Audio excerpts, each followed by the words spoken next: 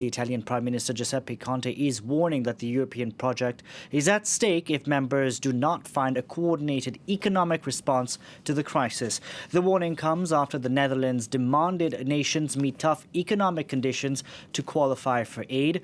Eurogroup talks have resumed this Thursday after discussions collapsed after 16 hours yesterday.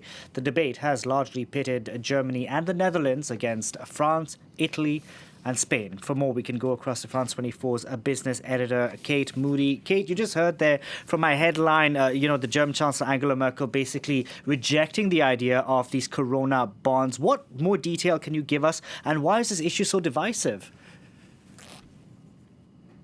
Well, there are a lot of different options for the Eurozone finance ministers.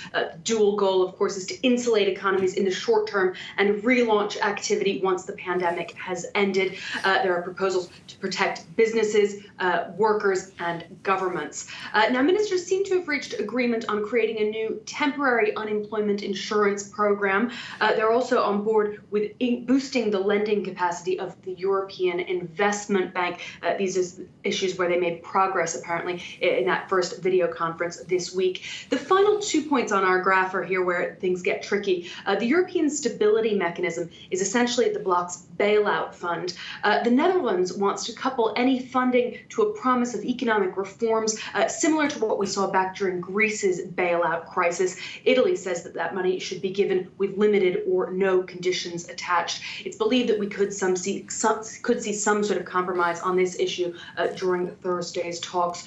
We're unlikely to see much progress on that issue of so-called corona bonds. That's joint debt that would be issued by all member states. Angela Merkel once again rejecting that idea. She says that other tools are available that should be used. It's an idea that France has supported in keeping with its proposal for closer financial unity among the members of the Eurozone. It has, though, proved so divisive that the Eurogroup is expected to probably put that aside for now and try to focus more on short-term aid.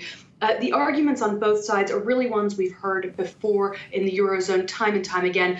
Concerns that taxpayers in wealthier nations are going to wind up footing the bill for their neighbors who perhaps don't always adhere to the same budget rules. Lots of calls for unity and solidarity in combating this crisis, but little action so far. Either way, it's certainly a defining moment for the Eurozone. Now, Kate, we've seen a surge in weekly unemployment claims over in the United States and more action from the country's central bank today. Absolutely. Another record-breaking week of jobless claims. 6,606,000 more people applied for unemployment benefits during last week. It's slightly lower than the previous week, but those numbers have actually been revised up slightly from about 6.6 to nearly 6.9 million.